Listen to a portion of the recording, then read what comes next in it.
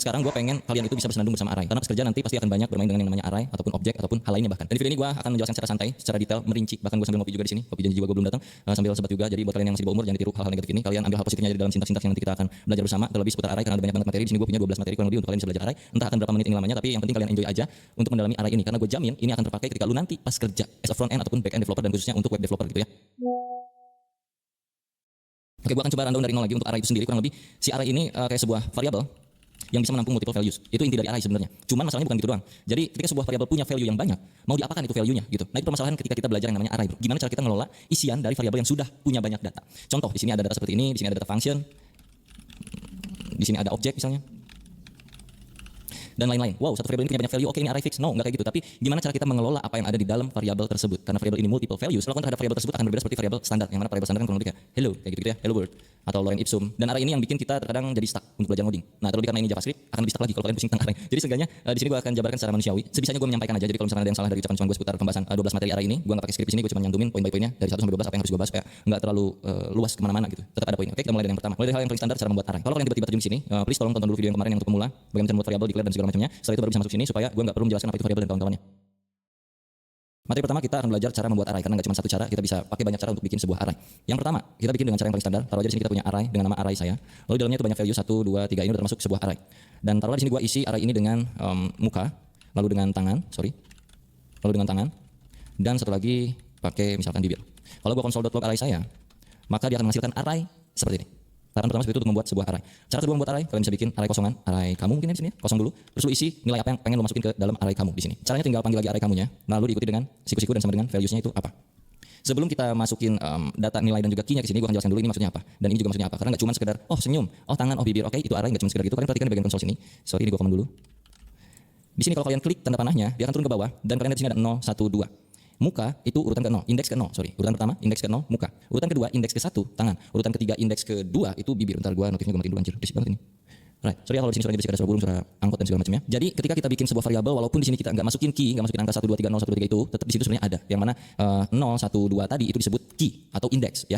Indeks dari sebuah array. Indeks itu mulainya dari 0. Sedangkan kita manusia bisa menghitung mulai dari 1. Itu yang bisa bikin kita pusing pas belajar ngoding. Sedangkan di dalam codingan itu mulai dari 0, tapi kita mulai dari 1 dan terkadang juga sebaliknya. Jadi nanti akan ada hal-hal yang mesti kalian kulik lagi, apalagi seputar array. Oke, kita masuk ke cara kedua ya, karena kalian udah tahu 0 1 2 itu apa. Itu disebut indeks. Jadi indeks ke 0 adalah senyum, indeks ke 1 adalah tangan, indeks kedua adalah bibir. Urutan pertama adalah muka, urutan kedua adalah tangan, urutan ketiga adalah bibir kalau secara manusianya. Lalu pembuatan yang kedua kurang lebih itu kayak begini dan kita mesti masukin indeksnya ke sini. Indeks berapa yang mau lu isi? Values-nya. Taruh indeks 0 dulu. Ya kan indeks 0 muka tuh. Kita taruh di sini. Gua ganti dengan bibir misalnya. Lalu array kamu indeks ke 1 gua isi dengan misalnya dengan trompet. Trompet apa itu ya? Bunga lah kurang lebih. Array kamu dengan key indeks ke 2 itu gua isi X misalnya kayak gini. Kalau kita console array kamu maka akan menghasilkan hal yang sama saja. 0, 1, 2. Nah kalau ini lebih jelas lagi karena lu mendefine, lu mendeklarasikan si indeksnya. Indeks ke 0 itu apa, indeks ke 1 itu apa, indeks ke 2 itu apa nilainya. Tapi di sini kan kalian enggak. Walaupun kalian enggak masukin key-nya, tapi secara otomatis sebelum koma itu adalah si 0, setelah koma itu adalah si 1, setelahnya lagi terus berurutan sampai ke ujung sepanjang data yang kalian punya. Nah ini balik lagi dikit nih ke bagian array saya ya. 0, 1, 2. Kalau gue tanya ke lu yang berngoding, ini panjang datanya berapa di dalam satu variabel array saya ini? Apakah ada 2 atau apakah ada 3? Itu cukup pusing kalau untuk pemula waktu pertama kali belajar kayak gue dulu. Panjang data di dalam variabel array saya itu ada berapa? Apakah dihitung ini 2 atau 3? Yang jelas jawabannya 3. Ceritanya di mana? Di konsol sini kalian bisa tambahin titik length yang artinya panjang data array saya itu berapa. Kalau kita save dan kita lihat di sini itu 3. Karena yang terhitung adalah berapa banyak nilai yang ada di dalam arraynya, bukan akhir dari indeks yang ada di sini. Kalau dilihat di sini kan 2, seolah-olah itu datanya itu kayak ada 2 gitu. Padahal enggak. Karena mulainya dari 0. Jadi kalau kalian hitung ini 0 itu kan 1, 2, 3. Jadi tetap array datanya itu ada 3. Kurang lebih kayak gitu ya. Itu berbicara tentang panjang data. Tadi gua kelewat gitu. Lalu pembuatan yang ketiga dalam array itu kurang lebih kayak gini. Kita bisa pakai objek untuk memanggil si array ini. Jadi pertama misalkan array kita sama dengan new array dalam kurung kayak begini. Di dalam kurung sini kalian bisa isiin values-nya langsung. Contoh yang pertama misalkan gue isi setan. Lalu yang kedua gue isi mata. Dah gini aja. Oke. Kalau kita console array kita, maka dia pun akan menghasilkan hal yang sama. 0, 1, length 2. Oke. Karena ada 1, 2. Sebanyak 2 data artinya panjang datanya itu 2 dan indeks ke 0-nya adalah setan, indeks ke 1-nya adalah mata. Urutan pertamanya adalah setan, urutan keduanya adalah mata. Apakah kita bisa combine dengan ini? Tentu saja bisa, Bro. Anggaplah ini kita nggak isi dulu sama kayak gini. Ini tuh sama seperti yang ini, oke. Array kita akan masukkan nilai ke dalam indeks ke 0-nya itu sama dengan misalkan si bunga. Lalu kita save, yang muncul harusnya hanya bunga. Nih, 0 bunga. Sama aja. Kalau misalkan kita ngajuin gimana, Bang? Array kita 3 sama dengan misalkan tepuk tangan. Indeks ke 1 keduanya akan jadi apa? Jadi undefined. Kalau kita cek ke browser atau empty, lihat empty kali 2. Artinya tidak terjabarkan apapun, cuman tetap dia masuk ke dalam lingkup array sini. Ya. Bunga, empty kali 2, yang artinya ada 2 nilai yang kosong, lalu diikuti dengan nilai terakhir yaitu si tepuk tangan. Kalau kita panggil, ya, ini masuk ke materi kedua cara pemanggilan array sekaligus. Kita pengen manggil array ke 0 di dalam array kita.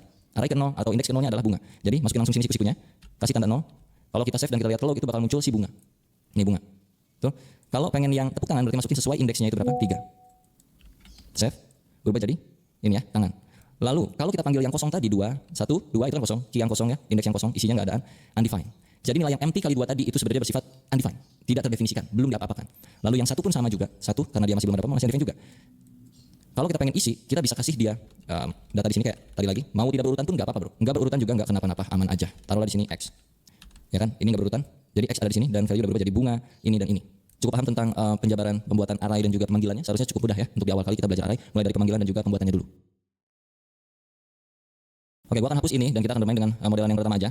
Ini caranya dan kita akan tambahkan beberapa item di sini. Misalkan kita akan bermain yang namanya buah-buahan aja supaya mudah untuk dipahami ya. Oke, di sini jadi gua udah punya 1, 2, 3, 4, 5 data buah dan kita akan coba kelola ini. Bagaimana cara kita mengetahui buah-buah yang ada di dalam sini kurang lebih kayak gitu. Untuk materi yang kedua itu kita harus tahu apakah array ini mengandung sesuatu atau tidak. Kayak contohnya misalnya, apakah di dalam data array saya mengandung semangka? Apakah di dalam array saya mengandung alpukat? Nah, kayak gitu ya. Kalau kita lihat secara kasat mata kan memang ya mereka mengandung semangka dan mengandung alpukat. Masa ya di sini kita tiba-tiba iya kan nggak mungkin. Jadi harus kita coding sedikit. Array saya .includes apa yang akan dicari? Mengandung semangka. Mana semangka sini? Ini ya. Ini artinya apakah array saya mengandung semangka? Ya. Jadi kita akan coba buat dia di dalam variabel const is semangka singkatnya apa ya? Is semangka lah. Udah semangka aja lupa gua. Masih semangka apa sih anjing? Oke, semangka ya. Kita langsung semangkanya. Kalau dia bernilai true maka dia ada semangkanya. Kalau dia bernilai false maka di dalam array saya ini enggak ada semangkanya. Kita cek browser. True, artinya dia ada semangkanya. Kalau gua masukkan selain semangka, taruhlah di sini gua buah apa ya? Nah, buah ini nih. Buah pisang. Ini kan enggak ada pisang ya. Kita coba masukin pisang sini. Kalau gua baca apakah array saya itu mengandung buah pisang? Lu lihat dah ke sini ada pisang enggak kan? Berarti harusnya kan bentuknya false. Jadi kalau kita console log kita ganti dulu pisang. Nah, jadi enak nih. Const pisang alias variable pisang untuk mengecek apakah array saya itu mengandung pisang atau tidak. Jadi kalau kita console log false, dia tidak mengandung pisang. Oke, gua balikin lagi ke semangka ya. Sip, kita udah tahu di sini tuh ada semangka. Kalau misalkan lu pengen tahu semangka itu ada di posisi indeks keberapa, lu udah tahu di sini ada semangkanya. Anggaplah lu enggak punya gambar buah-buahan ini di dalam array ini. Anggaplah ini enggak ada, gua tutup anggaplah ya. Misalkan ini gua cut. Ternyata di dalam array itu memang mengandung semangka. Dan lu harus tahu semangka itu ada di posisi keberapa, didempet sama buah-buahan apa misalnya gitu. Dan untuk mengetahui itu lu bisa pakai yang namanya index of. Jadi const posisi pisang sama dengan array saya dot index of apa yang mau lu masukkan. Ini bukan pisang lagi, ini semangka, sorry Pak, semangka. Posisi semangka. Oke. Masukkan sini index of semangka. Kalau gua console log semangka, dia udah tahu lah ya, dia ada true dan jika true maka gua akan munculkan posisi semangkanya. Maka kita di sini mesti kasih kondisi sedikit lah. Jika semangka, maka console.log posisi semangkanya. Oke. Ini artinya kalau semangka bernilai true, maka munculkan posisinya. Jika tidak, console.log saya tidak tahu posisinya di mana. Kalau kita refresh, ada di indeks ke-3. Apakah betul? 0, 1, 2, 3. Itu untuk mengetahui semangka. Jadi kalau kita perlengkap di sini, kalau gua pakai backtick di sini ya, bro. Buah semangka itu ada dan dia berada di posisi indeks ke masukin posisi semangka. Oke. Buah semangka itu ada dan dia berada di posisi indeks ketiga 0, 1, 2, 3.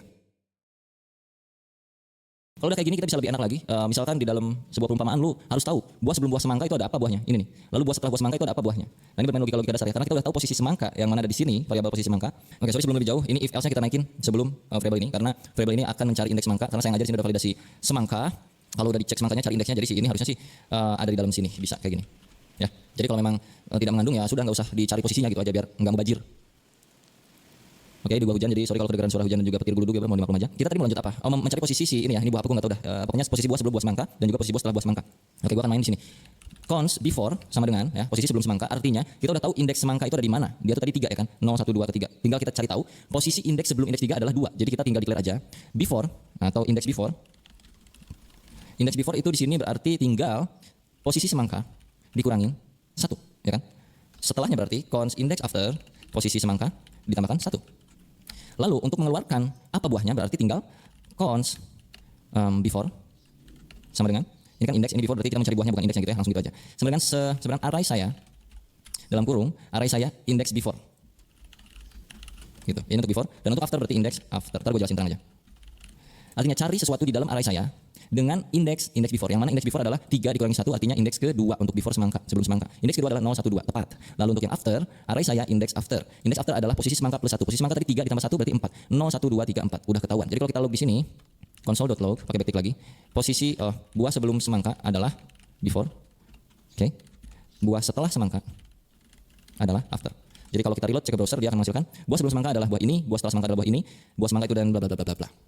Mengerti?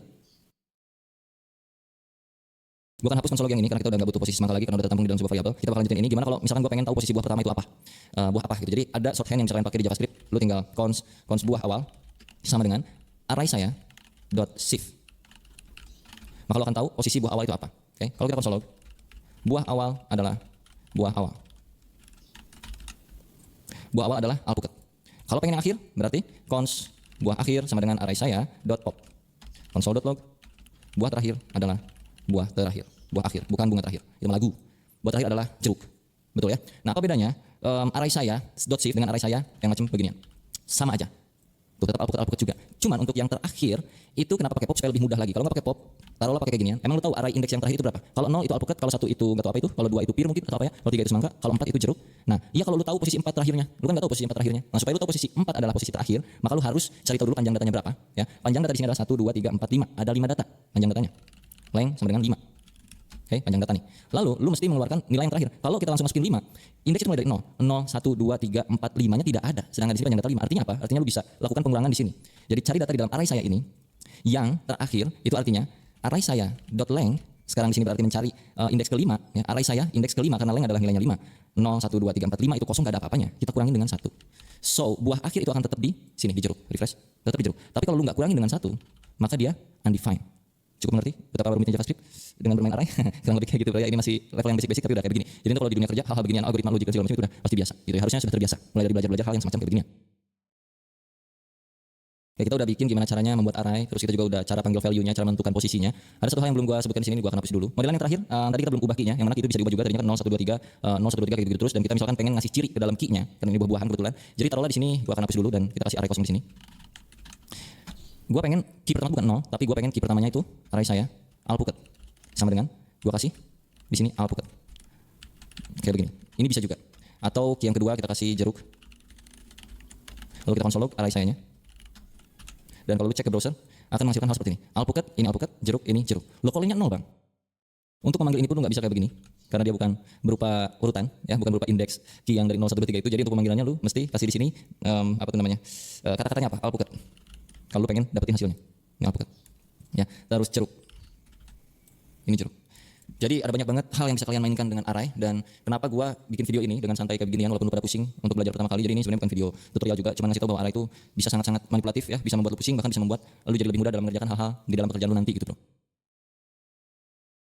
Oke, kita move lagi ke hal yang berikutnya. Di sini materinya gua punya array copy. Oke, array copy kurang lebih minimal kita harus tahu yang namanya shallow copy dan juga deep copy di dalam JavaScript. Daripada gua salah, mending kita praktekin aja langsung, mending kayak beginilah langsung ya. Oke, kita akan move ke masalah copy-copyan di dalam sebuah array. Jadi gua ini sebagai pengalaman dulu aja. Jadi waktu itu gua punya data array yang cukup penting di sini. Taruhlah data array yang cukup penting itu adalah data-data buah-buahan seperti ini. Ini adalah data original yang dikirim sama bos gua misalnya gitu, dan bos gua ngasih notes ke gua. Lu boleh kelola array itu tapi jangan sampai merubah nilai standarnya, nilai yang gua kasih di awal. Nilai originalnya itu enggak boleh berubah. Gua waktu itu langsung bikin kayak begini duplikasinya dari array tersebut. Oke, taruh di sini new array saya sama dengan array saya. Ini yang gue lakukan dulu waktu gue kerja pertama kali dan mengelola array. Kurang lebih ini yang gue lakukan dan itu cukup goblok bagi gue. Lalu di sini gue taruh console log untuk kalian tahu apa yang terjadi di dalam array yang baru, new array saya. Gue akan masukkan di sini. Lalu kita harus tahu juga array saya yang ada di atas itu nilainya apa sebelumnya ya, dan setelah di copy. Sorry. Oke, jadi di sini gue udah console 2 biji. Yang pertama yang original dan yang kedua ini gue kasih ciri KW alias duplikasi dari array saya. Dan memang kalau kita console log itu menghasilkan hal yang sama.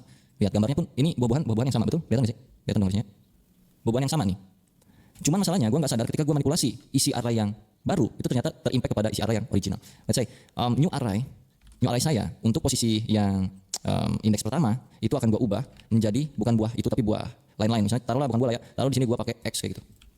Yang mana ketika gue save dan cek balik lagi ke browser, ya memang di sini array pertama udah berubah jadi x dan sisanya masih sama seperti yang original. Tapi ingat notes dari bos gue bahwa yang original itu gak boleh diubah dia, karena itu penting banget. Lu harus bikin copy dulu, baru lu boleh ubah dari copy yang tersebut. Kalau lu cek sini originalnya pun berubah. Kalau secara teori gue nggak bisa banyak ngejelasinnya kayak gimana dan kenapa, tapi kalau lu pengen tahu lu coba baca yang namanya shallow copy dan juga di copy di dalam JavaScript kurang lebih kayak gimana tuh ya. Walaupun sebenarnya di dalam bahasa lain pun sama juga, ada yang beginiannya juga pasti. Cuman kalau di JS ya berbeda pengimplementasiannya. Jadi kalau lu mainannya JS ya lu cari aja shallow copy dan deep copy yang ada di dalam JavaScript. Nah, ada beberapa cara supaya objek originalnya itu tidak berubah atau array di dalam isi nilai di dalam isi array saya itu nggak berubah. Lu bisa pakai di sininya misalnya kayak split operator kayak begini. Jadi kalau kita set balik lagi di sininya x tapi di yang original masih original, atau lu bisa pakai cara-cara lain kayak macam array saya dot slice menghasilkan hal yang sama tidak berubah, atau array saya atau array dot from array saya kayak gini tidak berubah, atau lu bisa main kayak macam json.parse di sini terus lu kasih json stringify dan masukkan array saya ke sini dan nggak berubah, aman kayak gitu. Jadi diperhatikan aja dalam hal copy sebuah array untuk bermain original dan duplikat atau KW-nya. Kalau pengen fokus berubah yang KW-nya itu tidak disarankan dengan cara yang seperti gua tadi di awal kayak begini.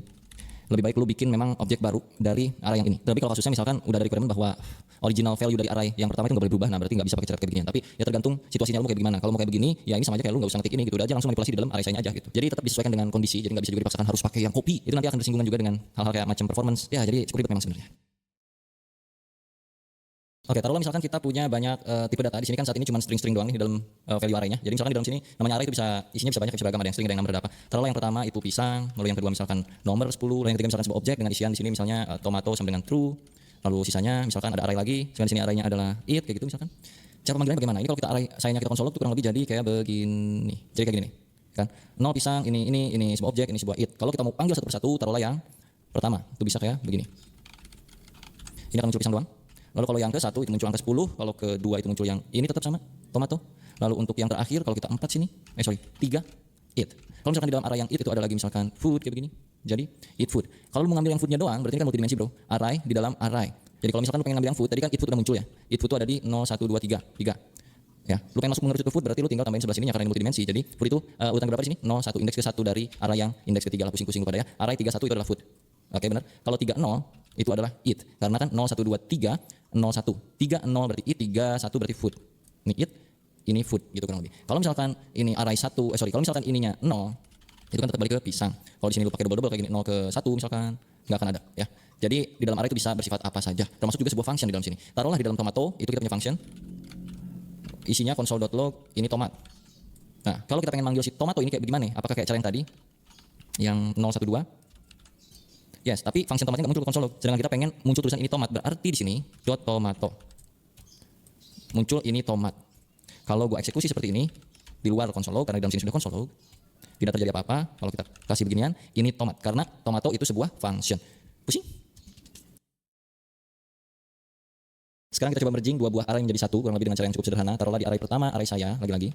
Array saya itu kita punya 3 atau berapa buah inilah ya, buah anggur, berduplikat, terus lu punya variabel array kamu dengan isian di sini misalkan bibir dan juga setan dan juga misalkan trompet.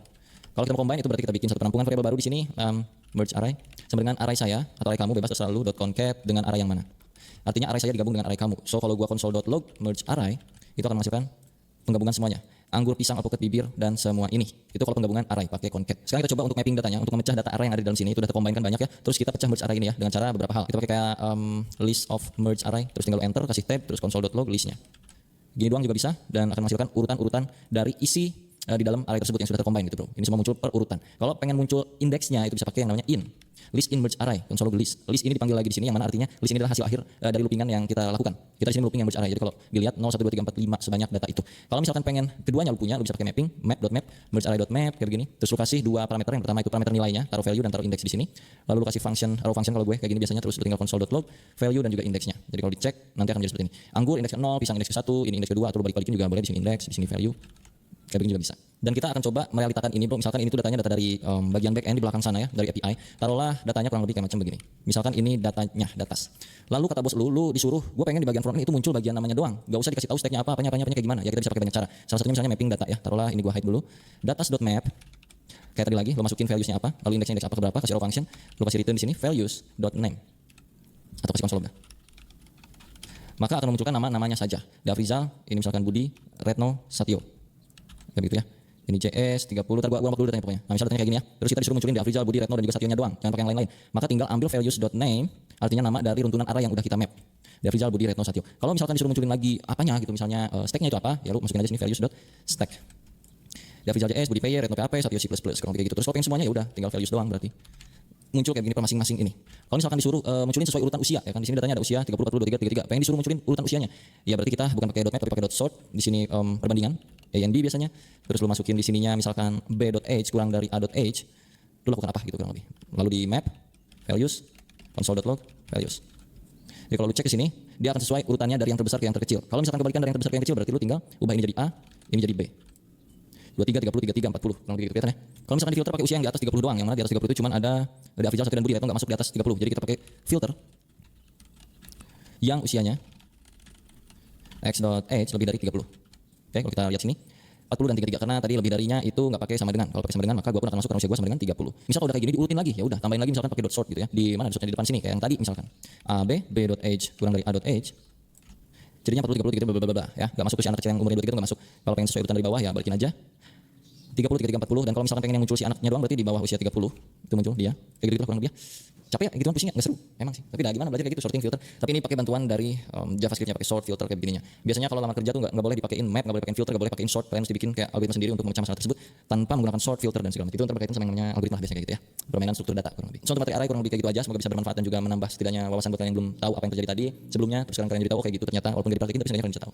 Gitu aja. Nanti kita bahas apa lagi, kalian komen aja di kolom komentar, oke? Baik. Video dan ini video keempatnya. Kita mulai untuk membuat function. Ini ingat ya. Ini buat tugas nanti akan ada clue-nya dari sini. Kita declare dengan cara function seperti ini yang pertama. Terus diikuti dengan nama fungsinya apa? Taruhlah add name. Kayak begini, pakai buka tutup terus kurang awal. Di dalam function itu selalu return sesuatu supaya dia bisa keluar dari functionnya, nilainya. Taruhlah add name sini di Afrizal, ya. Terus gua panggil nih, alert add name, misalnya gini. Pakai buka tutup ya, karena kalau enggak dia nggak akan bisa. Coba dah. Tuh, dia akan muncul functionnya kalau nggak pakai buka tutup. Tapi kalau gua pakai buka tutup di sini, dia akan return nilainya, bukan return functionnya, tapi return nilai dari function itu apa. Kalau gua reload, di Afrizalnya keluar dari sini. Kalau gua nggak return, di Afrizal doang seperti ini, maka kalau gua save dan gua reload, undefined. Artinya tuh function harus mengembalikan nilai ya, supaya dia nggak muncul nilai undefined seperti ini, atau tidak bernilai, bukan nilai. Undefined itu tidak bernilai, kayak begitulah ya kurang lebih. Oke, kita akan fun sedikit. Taruhlah di sini kita punya function untuk menampung nama seseorang secara dinamis. Artinya kita mesti mengembalikan nilai dari apa yang diketik oleh user. Jadi nanti misalkan ada user yang ngetik add name Dea Gobles, maka function ini harus mengembalikan nama Dea Gobles ini. Yang artinya kita udah mengirim data dari pemanggilan functionnya. Untuk mengambil atau menangkap datanya, itu kita tinggal taruh di sini sebuah variabel untuk menampung data ini. Taruhlah nama variabelnya di sini full name. Untuk mengembalikan nilai ini, kita tinggal return full name-nya. Kayak begini ya. Artinya, function add name dipanggil dan dikasih nilai Dea Gobles dari pemanggilannya langsung. Terus di functionnya itu kita tangkap lewat satu variabel yang bernama full name dan pengembaliannya adalah return full name-nya. So kalau gua save dan kita coba reload pakai alert ya, alert dulu deh. Maka Dea Gobles masuk sini. Nah untuk video ini gua akan ubah return-nya, walaupun di JavaScript diharuskan return ya, tapi karena kita modenya mode development alias mode belajar juga, jadi ini gua ganti return jadi console log supaya bisa lihat langsung hasilnya tanpa pakai alert ya. Gua hapus dulu alertnya. Ini return gua ganti jadi console.log full name. Jadi pas di save dia akan muncul Dea Gobles. Ini kalau satu parameter. Kalau dua parameter diganti di separate pakai koma, dipisah pakai koma. Taruh di sini first name, di sini last name. Jadi yang di return, konsol itu return yang anggaplah seperti itu. First name, koma, last name. Di sini kalau kayak gini doang, Dea Gobles undefined. Karena function ini itu kan dia nangkep dua data, dua kiriman data. Sedangkan di function ini kita cuma satu kiriman data. Ini. Kalau kita tambahin Dea Gobles, tambahin kayak gini Margo Doso, maka udah nggak undefined tuh. Karena sesuai. Ini data pertama, koma, data kedua. Data pertama masuk ke first name, koma, data kedua masuk ke last name. Atau mau panggil satu-satu boleh. First name terus konsol log lagi, last name, Dea Gobles Margo Doso. Mau ditambahin lagi di sini misalnya nama depan, titik dua, di sini nama belakang, nama keluarga, nama marga taruhlah gitu ya. Jadi nama depan Dea Gobles, nama marga Margo Doso. Seperti itu. Ini yang kita sebut sebagai permainan pengiriman data ke function. Bisa disebut passing data, passing parameter, passing value, passing apa kayak selalu ya, passing pengiriman dan penangkapan data kurang lebih kayak begini. Nah sebenarnya di dalam function JavaScript ini tuh termasuk bagian dari yang namanya argumen. Di sini di pemanggilan function add name, kedua parameter ini adalah sebuah argumen yang kita ketik. Argumen pertama adalah bernilai string dengan isian Dea Gobles. Argumen kedua adalah Margo Doso ya. Tanpa kita harus panggil di situ parameter pemanggilannya dengan cara bikin satu variabel atau dua variabel sesuai dengan berapa banyak jumlah argumen yang dimasukin, kita juga bisa lewat yang namanya console.log arguments. Ini hapus saja. Bahwa sebenarnya pun function itu sudah mempunyai argumen tanpa kita masukin parameter di dalam functionnya. Kalau kita masuk argumen akan muncul kayak beginian. Argumen 2 Dea Gobles dan juga Margo Doso, betul? Untuk panggilan pertama itu bisa pakai 0, untuk panggilan kedua itu bisa pakai 1. Jadinya Dea Gobles Margo Doso. Kalau pengen kayak tadi ya sama aja. Komain aja sini nama depan, yang ini nama belakang gitu atau nama marga. Sama kayak tadi tanpa kita tangkap datanya di parameter functionnya, tapi kita panggil lewat yang namanya argumen. Kalau kita tangkap argumennya Bang kayak gimana ya? Pakein for loop lah kurang lebih. Contoh for let i arguments.length i kurang dari argument.length i plus console.log arguments i Margo Doso. Oh sorry dari 0 mulainya salah. Dea Gobles Margo Doso. Sini tinggal tambahin nama saya Dea Gobles, nama saya Margo Doso, kurang lebih kayak gitu. Atau nama lengkap ya, karena dilupin kan kayak gitu ya, sebenarnya bisa dihafalin juga lah. Nama lengkap Dea Gobles, nama lengkap Margo Doso. Ini kalau misalkan ceritanya bukan nama depan nama belakang, tapi banyak nama, Fikri Gobles misalnya, Deden Gobles. Kayak gitu-gitulah kurang lebih ya. Tapi ini kan ribet jadi nggak usah gini, udah normal aja di rumah bro. Pakai parameter aja dah. Itu untuk studi kasus tertentu kita bisa pakai begituan. Tapi yang paling standar ya username atau sini nama awal, first name, last name gitu. Console log first name plus last name itu bisa, atau pakai koma juga bisa. Dan jangan lupa karena di sananya itu 2, di sini juga 2 ya. Dea Gobles, Fikri Gobles. Kalau nggak pakai koma dia akan bersatu, kalau pakai koma dia akan jadi spasi. Nah gitu, gampang-gampang. Ini metode pertama pembuatan function, lalu kita masuk yang kedua dengan cara functionnya itu ditampung ke sebuah variabel. Taruhlah add name ini adalah sebuah variabel ya. Cons ya sedikit lucu di JavaScript memang, tapi ya maklum. Cons full name sama dengan, nah lo pusing-pusing, ini gue jemput dikit. Pakai gini deh. Cons full name sama dengan function add name. Ya, ini bukan lagi manggilnya bukan lagi pakai add name tapi tinggal full name. Sama aja hasilnya. Itu bisa juga kayak gitu. Jadi dijadiin sebuah variabel. Pusing lu ya kan? Yeay. Dan yang ketiga, pembuatan function itu juga bisa pakai yang namanya keyword new. Jadi misalkan gini, cons full name, ini gue balikin lagi ya. Normalin kayak gitu. Full name sama dengan new function, pakai F gede dalam kurung seperti itu. Bisa seperti ini, dan kalau kita masukin ke sini parameter first name, last name, parameter ketiganya adalah return value-nya. Return first name atau console boleh dah. Console.log anjay, first name, last name. Yang akan gue panggil adalah full name. Undefined. Kenapa? Karena belum kita masukin di sini. Dea last name-nya Afrizal. Dea Afrizal. Bisa dengan cara seperti ini. Pilih mana, Pak? Pilih ini atau pilih ini, terserah sok. Coba pusingan yang mana. Tapi enaknya kalau pakai beginian tuh bisa kayak macam gini, Pak. Misalkan di sini X, di sini Y. Console log X plus Y. Gitu. Atau bahkan misalkan lu return lah. Return X plus Y. Jadi di sini tinggal full ganti, jangan full name ya. Ini kan penambahan. Sum sama dengan X plus Y. Taruhlah di sininya 1, sum 1,2. Kasih konsol dulu kali. 3. Pakai beginian anjay, lucu banget ya enggak? New function x, y, return x plus y. Console log sum 1,2. Langsung tuh bertambah. Harus ini console log biar enggak capek di luar pakai console log ya kan. Jadi kalau pakai yang new itu parameternya itu ya, parameternya itu jadi langsung di dalam string gitu. Bentar. Ya kan? Misalkan 10 tuh kayak gitu. Kalau enggak pakai passing data, itu bisa tinggal gini doang. Console log ini sum. Misal gitu ya. Enggak usah gini, tinggal sum. Ini sum tuh kayak gitu ya, lucu banget ya bikin function anjir, apa beda sama variabel ya kan. tapi gua akan coba kasih tahu yang paling sering gua pakai di industri, yaitu namanya raw function. Kurang lebih kalau kita bikinan sum pakai raw function jadinya kayak gini. Ini kan pakai yang new, kalau pakai function biasa sum 2 misalnya gini. Console.log sini passing parameter x y, console log x plus y. Ya kita panggil sum 2. Nan, belum diisi. 2 plus 4 6 ya. Ini cara pertama. Ini cara kedua. Cara 3. Sum 1, sum 2, sum 3. Nah, ini kita bikin yang sum 3 dengan cara kayak gini. Sum 3 sama dengan console.log x plus y. X, y. Ini cara 3. Sum 3 ditambah 6, 9. Ini cara yang ketiga yang paling gue sering pakai di industri dengan yang namanya raw function. Nah, jadi ada 3 cara. Cara pertama pakai new, cara kedua standard function, cara ketiga raw function. Seperti itu. Biar relate semuanya, ini gue tambahin lagi xy-nya. X tampung y. Sini adalah x plus y. Wow. Sum 1 tambah 1, sum 2 tambah 2, sum 3 tambah 3. 2, 4, 6. Wah, menarik sekali ya. Ini pembuatan fungsinya kurang lebih seperti ini. Kalian pilih yang mana yang paling enak, hasilnya sama-sama aja ya. Oke, bicara seputar yang namanya hosting. Jadi buat kalian yang belum tahu, ada yang namanya hosting di JavaScript yang mana variabelnya bisa tereksekusi sebelum di-declare atau dideklarasikan atau diketik variabelnya. Contoh, kalau kita ketik di sini var data sama dengan 1, lalu gua console log di atasnya data ya, undefined. Oke. Kalau gua taruh datanya di atas, satunya ada. Itu berlaku untuk variabel. Kalau gua ganti cons kayak gini nggak bisa karena data before initialization alias si data ini di bawah console log. Nah, variabel cons itu menolak karena seolah-olah data ini belum ada nih, variabel data itu mana sih? Dia nggak bisa baca yang ada di bawah karena dia urutan dari atas ke bawah, interpreted mengeksekusi berdasarkan baris kodenya dari atas ke bawah. Tapi di JavaScript ada yang koplak yang namanya hosting. Ketika lu variabelnya bukan cons tapi var, maka dia akan tereksekusi sebagai undefined. Kalau gua naikkan ke atas, maka dia 1. Itu berlaku di function ternyata hosting ya. Contoh, ini gua naikkan ke atas. Ini kan di bawah nih gua bikin deklarasinya, gua akan naikin ke atas. Lihat, ada yang error yang mana? Yang ini ya, access sum 1 before initialization. Kenapa? Karena sum 1 berupa variabel. Nah, itu tujuannya kenapa function dijadikan sebuah variabel salah satunya. Kalau gua komen yang 1 jadi masuk ke yang bagian ini dan ini, yang 2 masuk loh. Ya enggak? Sum 2 itu masuk sini. 4 ya kan? Yang sum 2 itu 2 tambah 2 4, tapi yang sum 3 enggak bisa masuk karena sum 3 before initialisasi gitu. Karena dia ada di bawah. Kalau gua naikkan ini ke atas maka dia bisa. Tuh, 4 6. 2 mah bisa di atas panggil. Mau di atas mau di bawah juga enggak ngepek dia. Tuh.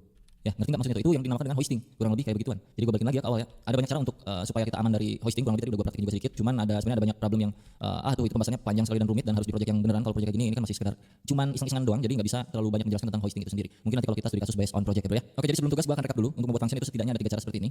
Dan untuk setiap function itu biasanya return sesuatu dengan keyword return yang mana di video ini kita ganti jadi console.log supaya bisa masuk ke bagian sini ke console. Dan juga untuk setiap function itu kita bisa pakaiin apapun di dalamnya ya. Mau if else misalnya if x plus y sama dengan 4 misalnya. Sorry, kayak gini. Contoh ini contoh. Maka console.log wow. Tuh. Ini 1 plus 1 2, 2 plus 2 wow, 3 plus 3 6. Kenapa wow? Karena di sini dipakein validasi jika bla bla bla. Nah, itu bisa ya untuk mainan function itu terserah lu dalamnya tuh apa aja terserah. Jadi sesuai dengan namanya misalnya function nambahin nama add name misalnya gitu atau function add atau function calculation atau function random dan segala macamnya gitu ya. Contoh misalkan function randomize. Contohnya sebagai sampel doang ini ya. Return math.random dikali 1000. Terus kita panggil randomize. Masukin di dalam console log ya. Sorry, ini console log. Nah, 86 kalau kita refresh lagi, itu dia random terus. Jadi di sini terserah lu mau random dan segala macamnya. Terus divalidasi lagi, contoh cons random sama dengan kayak gini ya. If random number lebih dari 200, console.log wow, lebih dari 200. Else keluarkan nilai random numbernya.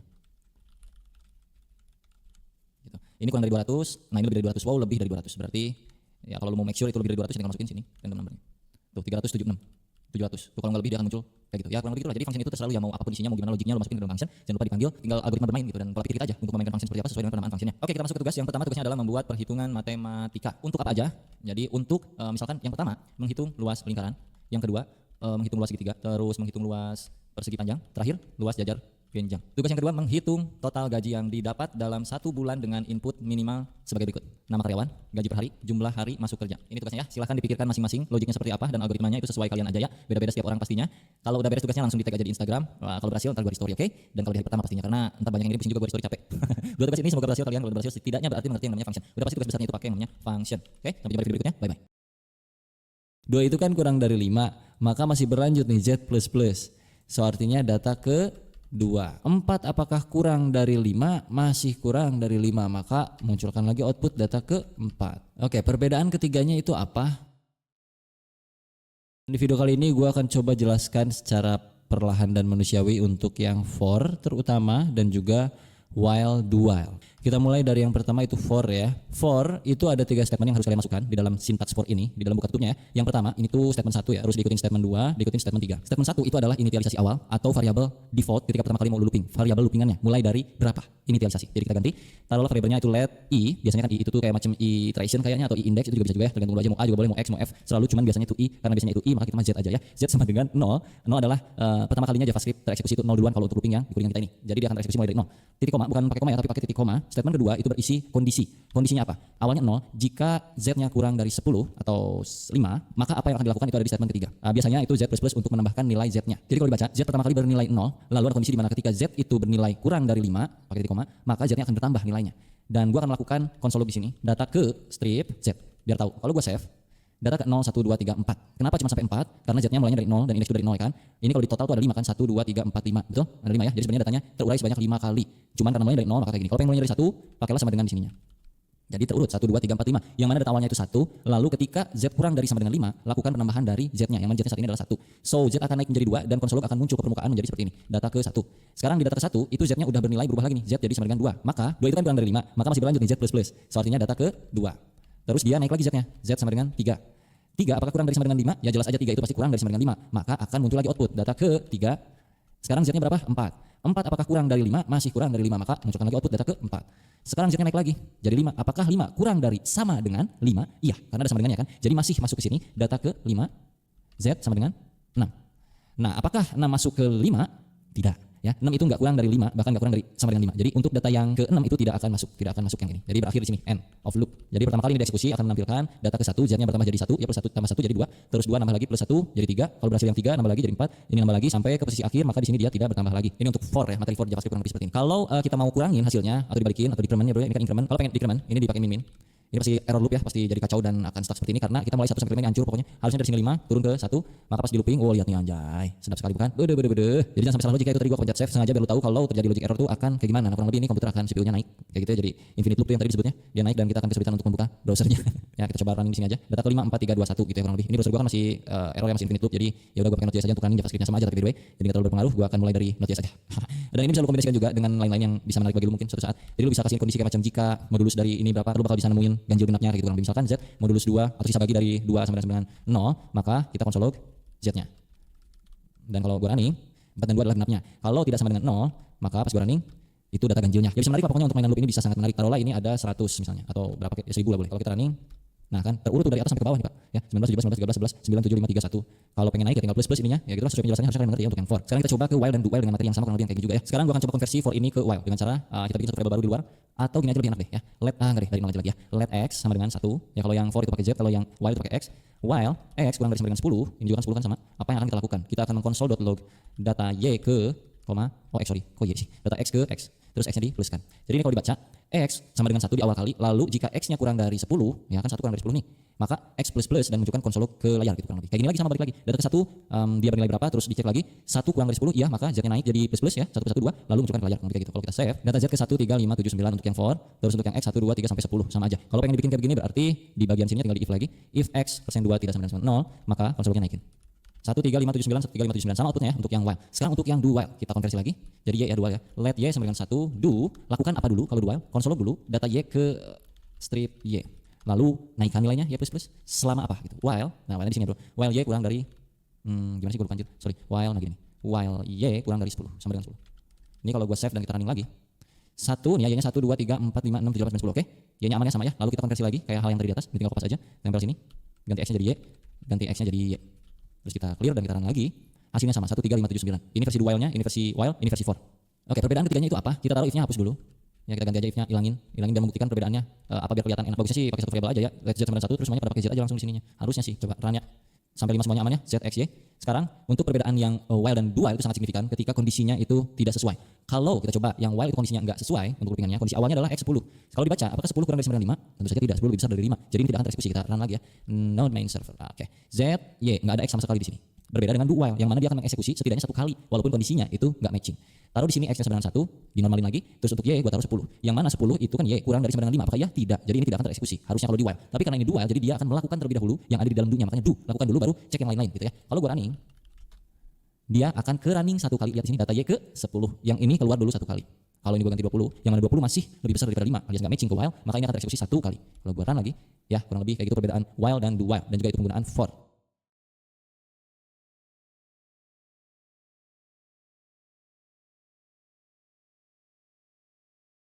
Kita lanjutkan materi for yang kurang lebih kemarin udah kita bikin tentang for dan juga while dan juga do while. Sekarang kita masuk ke for of dan juga for in dan juga for each dan juga map, yang mana ketika sebuah variabel itu punya nilai yang banyak, multiple values. Contohnya misalkan pacar saya, nama variabelnya, dan di dalam pacar saya itu ada banyak nama, misalnya daftar nama pacar saya contohnya ya.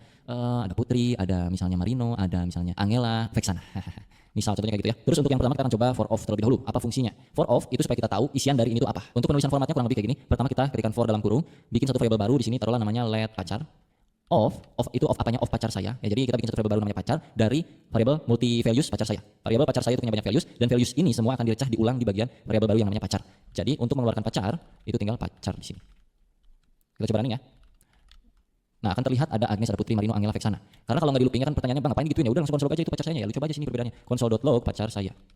Kita running lagi. Nih, ini yang pertama nih. Konsol log yang ini hasilnya kayak begini. Kalau yang udah terlooping itu datanya termapping satu persatu terpisah gitu kurang lebih. Itu untuk for of, yang artinya mendapatkan value-nya langsung tanpa kita pedulikan indexingnya ya. Terus kalau for in, kita ganti aja langsung for in kayak gini. Ini artinya kita mendapatkan indeksnya. In itu mungkin indeks kali ya, tapi sebenarnya ya lu bisa artinya ini sebagai bahasa Inggris ataupun indeks dulu ya. Tapi kalau menurut gua ini kayaknya indeks ya. Soalnya kita bakal dapetin nilai indeksnya dari arah yang udah kita buat di atas ini. Kita coba running ya.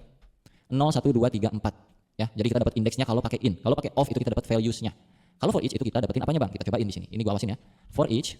Nah, arraynya apa di depannya? Pacar saya dot for each. Ini ada elemen di sini yang artinya elemen itu apa yang mau kita ambil atau variabel yang mau kita jadikan sebagai values yang sudah tercah gitu. Taruhlah variabelnya kayak tadi pacar. Lalu gua konsol di sini pacar. Kalau kita running ada Agnes, Putri, Marino, Angela, Vexana. Itu muncul kayak awal lagi. Tapi bedanya for each lu bisa masukin indeks di sini dan lu bisa tambahin ke sini indeksnya. Jadi lu bisa dapetin indeks arraynya dan juga valuesnya. Kurang lebih kayak gitu. Agnes 0, Putri 1, Marino 2, Angela 3, Vexana 4. Kalau pengen ini jadi 1 2 3 4 ya udah lu tinggal tambahin plus 1 aja di sini. Jadi 1 2 3 4 5 gitu kurang lebih. Itu untuk yang for each. Kalau yang map ya sama aja, ini tinggal ganti jadi map. Nggak ada beda udah. Tuh, kurang lebih itu cara penggunaan for of, for in dan juga for each. Semoga bermanfaat. Kita lanjut ke video berikutnya. Di video berikutnya ya, belajar pertama kali JavaScript dengan yang namanya sebuah function yang kalian panggil tapi mereturn sebuah pendingan promise kayak gitu-gitu. Jadi kita kali ini akan belajar yang namanya asynchronous di JavaScript kurang lebih seperti apa. Kita contohkan dari yang synchronous dulu ya sebelum gue jabarkan asynchronous versi sederhana versi gue yang gue punya di otak gue yang ntar gue jelasin. Kalau secara teori seperti biasa yang paling fix kalian bisa cek Wikipedia sendiri. Tapi kalau ini versi penjabaran gue dan pemahaman gue aja di JavaScript kurang lebih kayak gimana. Pertama contoh di sini gue punya function 1. Di sini ngelog cuman munculin 1 gini. Terus gue punya 3 biji misalnya gitu. 1, 2 dan 3. Oke, toga lagi apaan tuh anjir? 3. Kalau kita running ini satu persatu, ini biar ada jalannya pas pas kalian cobain juga biar ada gambarannya kurang lebih nanti perbedaannya kayak gimana gitu. Kita panggil function 1 dulu di sini, function 2, function 3 gitu kan. Kalau kita run di sini, maka sesuai ya 1 2 3 gitu.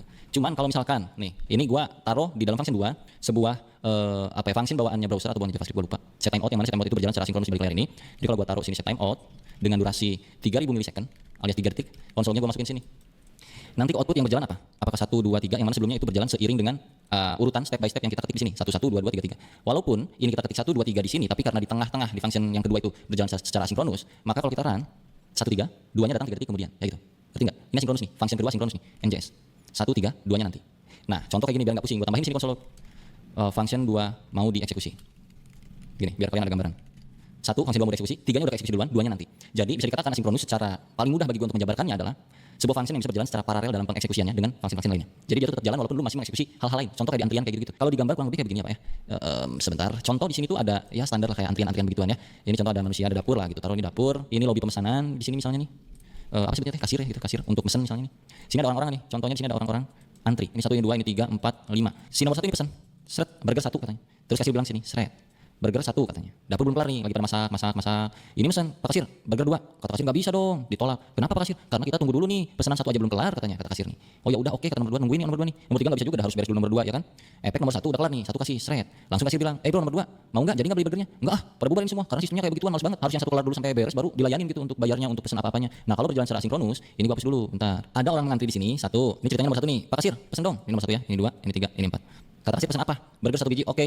Nomor 1 diproses, progres ini. Si antrian kedua bilang ke kasir, saya juga mau pesan, bisa nggak? Bisa dong, gitu. Oke, kasih progres ini set 2. Dan begitu juga seterusnya. Yang ini juga bisa sampai masuk ke antrian sini list. Misalnya kalau yang satu mah pesen burger 100 biji yang jumbo super susah bikinnya. Yang nomor 2 itu cuma bikin tahu gejrot misalnya. Paling cepat contohnya nomor 2 itu proses pengerjaan masaknya itu paling cepat nomor 2 di sini. Maka dikembalikanlah yang 2 dulu walaupun si kasir nomor 1 itu pesen duluan. Si customer nomor 1 itu pesen duluan, tapi karena tugasnya di dapur yang nomor 2 itu tugasnya mudah. Untuk buat tahu gejrot itu cuma potongin tahu, masukin cengek, kasih kuah, balikin. Jadi yang pertama dapat barangnya adalah si nomor 2 masuk sini. Set, nomor 2 pergi. Bye bye, dengar dari sini. Sisa 1 3 4. Yang mana yang paling cepat eksekusi nih? Oh si 3 ternyata 3 bye bye. Nah si 1 karena paling banyak pesanan dan segala macamnya, dia ya terpaksa lama dulu nunggu gitu kan. 4 udah nanti terakhir. Kayak gitu. Jadi kurang lebih bisa berjalan secara paralel, secara gambaran sederhananya seperti itu. Nah, kalau di contoh programnya tadi kayak gini untuk simpelnya. Kalau studi kasus nyatanya nanti seperti apa, Bang? Atau mungkin karena ini di delay Bang 3000 milisecond ya pasti dia bakal telat loh, Bang. Ya karena itu berjalan secara sinkronus. Kalau nggak percaya ini kita buktiin, nggak di delay pakai milisecond dikasih 0. Karena secara bawaan function ini udah dari sononya sinkronus, artinya berjalan secara paralel. Jadi yang akan diprioritaskan tetap yang ini gitu loh. Ini akan masuk sebagai progres dulu. Jadi kalaupun kita kasih delaynya 0 detik ya Pak ya, gua running lagi.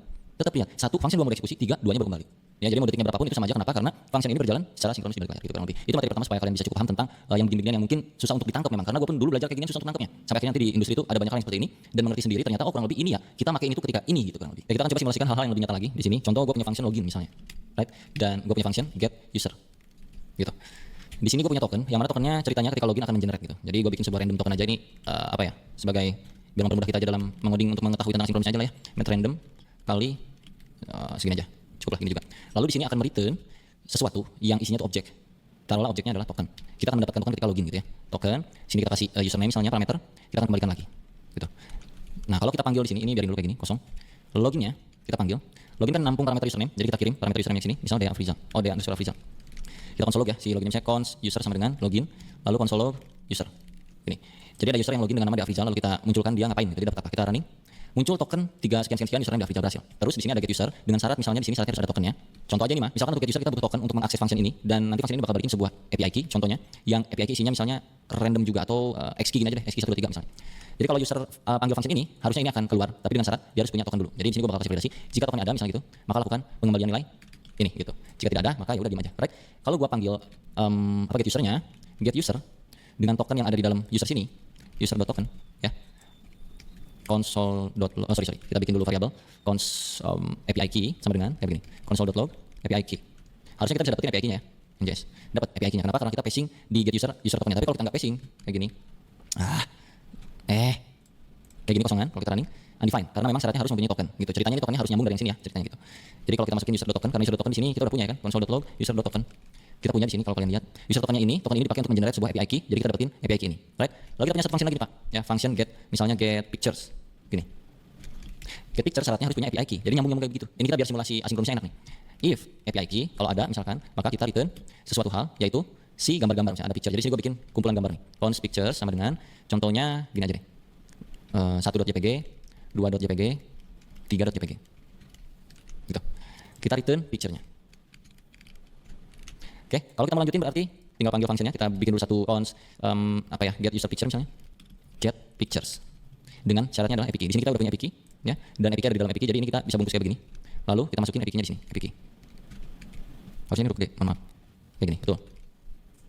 Kalau kita console get user picture-nya, kita running. Jadi awal kita ada generate tokennya dari get user, dari login, terus kita dapetin API key dari get user, terus kita dapetin pictures dari get pictures dengan syarat yang beruntun dari atas ke bawah. Login syaratnya username, get user syaratnya token yang diambil dari function login setelah berhasil loginnya, get picture syaratnya API key yang didapetin ketika function get user berhasil dieksekusi. Nah sekarang ketika login di dunia nyatanya itu kan ada delay ya, ada waktu jeda proses ketika kita request ke server lalu servernya merespon kayak gitu. Jadi anggaplah di sini gua pakai set timeout untuk memanipulasi waktu. Ceritanya ada waktu jeda 200 milisecond ketika kita mau mengembalikan respon dari server ke ini, entah itu dari sisi servernya yang jauh lah atau kayak gimana, pokoknya ada jeda pasti ada proses gitu ya untuk login ini. Jadi kalau kita run lagi sekarang rusak. Kenapa rusak? Karena ini ada jeda dulu. Kita pas eksekusi yang get user sini, ini user token aja udah nggak bisa didapetin gitu. Karena token nggak muncul karena di sini set timeout asinkronus. Pakai optional key pun nggak bisa juga karena ini berjalan secara asinkronus. Kalau kita bedah, ini gua hapus dulu ya. Ketika lu console log atau lu bikin sebuah function baru untuk user yang mana usernya itu bisa login dengan username Dea underscore Afrizal, kita console log usernya doang. Gini, clear, undefined. Oke, di sini gua kasih console.log memvalidasi data atau processing gitu. Processing, memvalidasi data. Ini contoh. Kalau kita kan processing memvalidasi data tapi undefined. Karena kecepatan, Pak. Ini berjalan secara sinkronus. Fungsinya keburu berhenti ketika kita panggil console log user. Console login ini. Ini dipanggil langsung berhenti duluan, padahal ini harus nunggu dulu. Caranya adalah kita bisa pakai beberapa hal. Yang pertama, kita tambahin sini async await bisa, tapi gue coba kasih tahu dulu yang namanya callback. Jadi, supaya lu bisa dapetin nilai ini, lu bisa pasang callback di function ini. Oke, gue akan taruh di sini callbacknya sebagai parameter. Lalu yang gue return itu bukan return kayak begini, tapi callbacknya yang akan gue kasih nilai. Begini. Callback gue kasih nilai. Dan ini bukan lagi kayak begini, tapi pakai buka tutup seperti ini. Ya. Begini. Jadi, parameter ini mempunyai sebuah nilai, nilainya adalah token dan username. So, tahapannya adalah di sini lu harus passing lagi satu hal, gitu. Ini kita nggak bisa main kayak gini lagi nih. Nggak bisa. Kita harus tangkap nilainya itu lewat sebuah parameter, ya. Karena nilai dari nilai akhir dari token dan username itu dikirim ke sebuah callback, yang mana callback adalah sebuah parameter. Parameter yang ada di sini itu bisa kita akses dengan cara function gitu. Function gitu. Tanpa nama pun lo akan bisa mendapatkannya. Dan di sini lo tinggal coba console dulu, console.log getting data hore. Contoh, clear NJS getting data hore. Oke, getting data hore, processing validasi data oke. Ini bisa masuk, artinya di dalam function ini punya sebuah callback ini. Jadi kalau kita kasih di sini result atau response, lalu kita masukkan response sebagai console log. Lalu kita masukin di sini kelar misalnya NJS processing data, memvalidasi data, kelar, tokennya keluar, username-nya keluar. Ini bisa diakses lewat yang namanya callback. Oke, cukup paham gak sampai sini? Jadi kayak muter gitu loh. Gue sebenarnya aus, ngomong mulu. Oke, kita udah dapetin ini. Kita masukin variable misalnya. Cons user sama dengan login. Kita konsol log usernya di sini. User adalah user. Bisa bang kayak gini? Cobain. User adalah undefined. Nggak bisa kayak begitu pak, karena kita mainannya callback. Gitu. Nggak bisa kayak gini. Jadi kita kalau mau lanjut ke yang get user bagaimana? Sok dijawab dulu sambil gue menyebat dulu. Kalau mau ngambil isi get user gimana? Tokennya udah punya nih. Di dalam respon tokennya udah punya nih. Udah kejawab. Kita harus mainin ini di dalam function ini gitu. Ya, kalau kita pakai metode callback seperti ini. Karena di sini kita udah punya yang namanya response. Kalau lu ambil isian dari response yang ini itu ada token dan ada username, gue langsung ambil ke dalam token di sini sama dengan response. Lalu gue konsol di sini, token.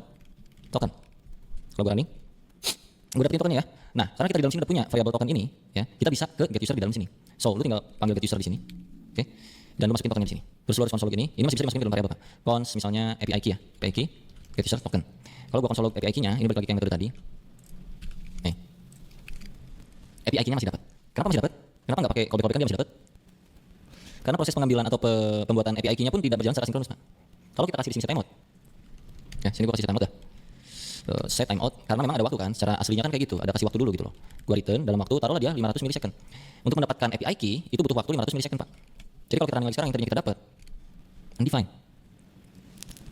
Gua kasih sini lagi ya, console.log processing API key. Nah. Oke, yang ini processing token user now.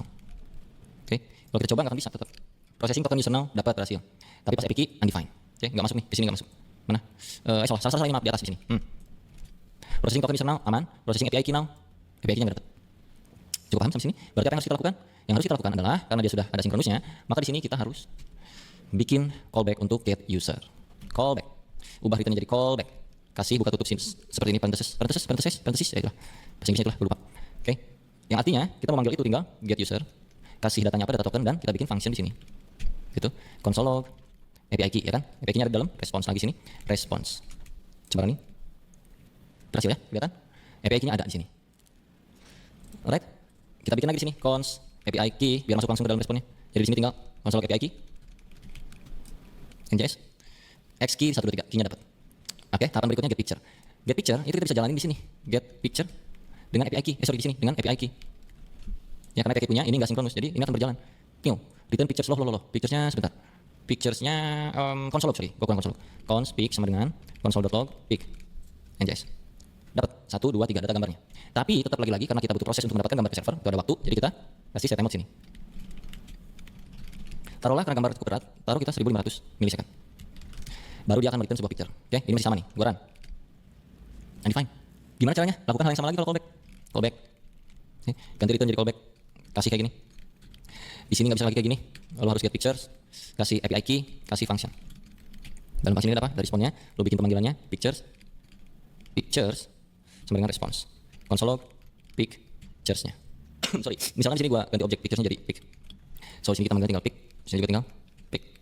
Kalau sekarang kita running, ada, tapi dia jeda 1500 milisecond. Contoh, kalau kita kasih ini biar lebih enak nih. Jadi tahu mau proses yang mana. Processing pictures now. Coba NJS lagi. Processing token user API key, processing picture now dapat gitu. Cuman pertanyaannya adalah apa ya harus sampai melorot seperti ini? Ini disebutnya nested callback ya. Function di dalamnya ada ini, di dalamnya ada function lagi, ada function lagi, function. Cara sederhananya lu bisa pakai yang namanya promise juga. Lu bisa pakai yang namanya promise. Jadi kalau ini gua konversi, gua akan bikin satu file baru di sini. Gua pindahkan ini ke sini dulu. Gua kembalikan ini ke kosongan lagi. Kita bakal hilangin callback yang ada di sini. Ini gua hilangin, sorry. Mana callback-callbacknya kita hilangin. Awasin. Dan ini gua hapus lagi. Oke, ini kita return seperti biasa. Begini lagi ya, nggak ada callback ya sekarang ya. Tapi kita pakai yang namanya promise, Pak. Jadi sini gua akan return promise. Seperti ini. Promise menangkap dua parameter. Ada success, ada fail, gitu. Oke, lalu set timeout ini gua masukkan ke dalamnya. So, success ini akan menghasilkan isian yang harusnya keluar gitu. Kalau valid ya, kalau gagal ke valid. Jadi set timeout ini misalkan di dalam sini ada validasi nih. If username tidak sama dengan kayak gini, d_afrizal, maka gua akan validatekan ini. Sorry, wrong data. Gitu.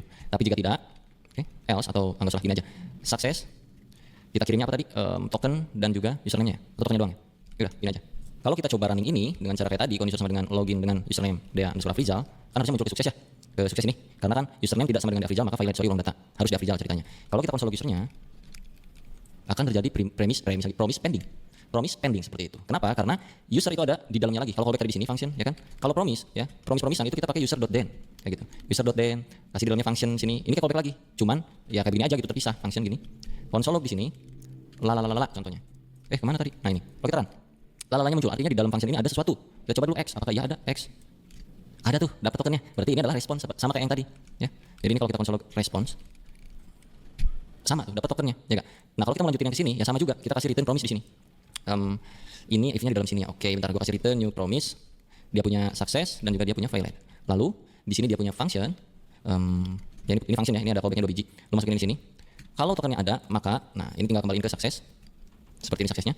Lalu jika tidak ada, atau kita balikin aja deh ya. If tidak token, maka violate. No token inputted. Misalnya no token ya, no token aja gini lah. Sorry, no token. Cannot access. Oke. Ini misalnya. Kalau ada maka set timeout sukses ke API bla bla bla bla. Nah, kalau kita manggil di sini enggak bisa, kita harus di sini karena kita kan di sini punya apa tadi? Const token sama dengan response. Sama aja kayak yang tadi lagi balik lagi gitu. Get apa tadi? Get user ya. Get user itu pakai token dot then balik lagi nih ke function lagi di sini. Ini bisa pakai raw function atau atau gimana? Tapi supaya kalian enggak pusing, kalau di sini function lagi ya. Begini. Di sini ada respon lagi. Jadi terus aja kayak gitu sama aja. Ini udah bikin lagi const API key dari response. Jadi kalau lu console log API key-nya lo NJS ini, sorry ada error kenapa gua? Ini jadi kalau error itu kita mesti pakai catch, jadi value-nya akan masuk ke catch, sorry. So di sini lu harus tambahin kayak catch r console.log r .message misalnya contoh. Coba ya. Tah itu, enggak pakai .message r doang kayak gitu. Kita run.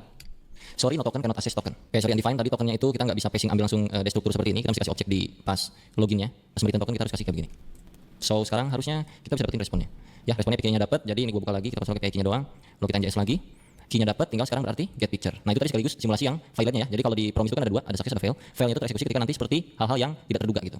Nah di sini pun lu bisa di user ini, sini then, di sini catch r console.log r. Pusing-pusing lu codingannya lu ya. Ini hanya syaratnya Dea_Afrizal tadi akan tereksekusi ini lancar-lancar aja. Ya, lancar-lancar aja. Tapi kalau di sini bukan Dea_Afrizal, gua taruh di sini seperti itu. Dia akan masuk ke catch ini karena secara logik di sini dia harus bernama Dea_Afrizal, jika tidak akan masuk ke fail gitu. Sorry wrong data. Jadi kalau gua run harusnya ke sorry wrong data. Ya, itu terjadi karena promisan ini punya 2, callback, success dan fail. Jadi sesuai dengan logiknya nanti akan masuk arah kemana. Jadinya itu bakal kayak begini-begini terus nih Pak. Ini ke dalam lagi, capek. Dan ini akan nested seperti yang tadi sama aja. Nah, async await lah solusinya. Ini gua hapus lagi ya. Async await menjadi sebuah solusi ketika ada sebuah function yang return sebuah promise pending. Ya, ini kan kalau kita langsung eksekusikan promise pending tuh, kalau kita bikin kayak begini, user sama dengan login Dea_Afrizal. Enggak bisa kan kalau di konsol tuh. User NJS pending. Kita bikin satu function yang asynchronous, async function user display misalnya. Oke. Gua masukkan ini ke sini. Karena dia udah ada keyword asing di sini, so untuk pemanggilan yang login, dia kan promise login nih, ada pending-pendingnya, kita kasih keyword await. Artinya kita menunggu dulu sampai dia kelar eksekusi, nanti akan dimunculkan ke console log gitu kurang lebih. So kita mesti panggil lagi di sini, user display, udah gini doang. Kalau kita run NJS, tokennya muncul. Oke, ini kita bisa persingkat lagi nih, karena kita udah yakin itu isiannya token, kita bisa langsung sekarang. Token terus untuk mendapatkan API key, kita bisa langsung kayak gini sama dengan await ke get user dengan syarat token. Seperti ini. Kalau udah punya API key, kita punya syarat lagi di sini, sebuah pictures ya, sebuah pic yang mana tadi itu. Pic ini kita return di sini ya, picture. Jadi pic langsung. Await get pictures dengan syarat API key. Kurang lebih gitu. Kalau kita console semuanya, console.log misalnya gitu. Token Anda adalah token, API key Anda adalah API key, dan satu lagi data picture-nya pitch. Request gambar Anda berikut ini. Hasil request gambar berikut ini gitu. Jadi kalau gua run sekarang masih terjadi error. Kenapa? Karena pitch itu ada something wrong. Tunggu. Pitch return, ini masih return, ini belum dikasih promise ya. Mohon maaf. Ini dikasih promise di sini. Return new promise, gampangnya caranya. Tadi kan kita pakai raw function nih, raw function. Ini bisa pakai enggak raw function juga bisa sama aja. Jadi yang paling mudah sih raw function seperti ini, tinggal masukin if-nya ke sini gitu. Ini kasih success atau fail. Kalau orang lain biasanya tuh reject dan apa satu lagi? Resolve ya, resolve and reject gitu. Kalau gua sih success dan fail kurang lebih gitu. Biar gampang aja bacanya gitu. Resolve reject. Right? Jadi jika API key-nya ada maka sini. Nah, kita bagian lagi logiknya. Jika tidak ada API key, maka violate no API key. Cannot access misalnya gitu. Ya. Tapi jika tidak maka kita akan return ke success di sini. Seperti itu. So, kalau kita running lagi. Token Anda adalah sekian, API key Anda adalah segini, hasil request gambar Anda berikut. 1 2 3 gitu. Right? Cukup paham tentang sinkronis JavaScript dari pengimplementasian yang kita lakukan hari ini? Bagaimana? Kalau misalkan kita nggak pakai ini ya di sininya untuk ngecek validasi yang error-errornya gitu, itu biasanya kita harus pakai try and catch ketika kita mau mengeksekusi await-awaitan ini. Jadi masuk ke catch-nya itu di sini. Try terlebih dahulu, terus lu catch di sini. Catch R. Oke, console.log R-nya. try ini begini kurang lebih. Kurang rapi ya, mohon maaf bentar. Oke, jadi gini ya kalau kita run. Masih aman, tapi kalau kita ada yang salah nggak masukin token misalnya di sini, kita run. No token, cannot access. Kalau kita masukin token tapi kita namanya salah kayak begini. Sorry wrong data. Oke, kalau kita benar tokennya benar tapi API key-nya salah misalnya. Kalau nggak pakai. No API key cannot access. Alright, kurang lebih kayak gitu aja tentang sinkronus di JavaScript. Ini durasinya udah lumayan lama. Semoga kalian cukup paham tentang hal yang beginian. Semoga bisa mudah dicerna. Kalau misalkan ada hal yang secara teori gua salah ucap, tolong diralat aja di kolom komentar. Tapi gua berikan faktanya kurang lebih seperti ini implementasiannya. Dan nanti di dunia kerja pun akan banyak hal-hal seperti ini dan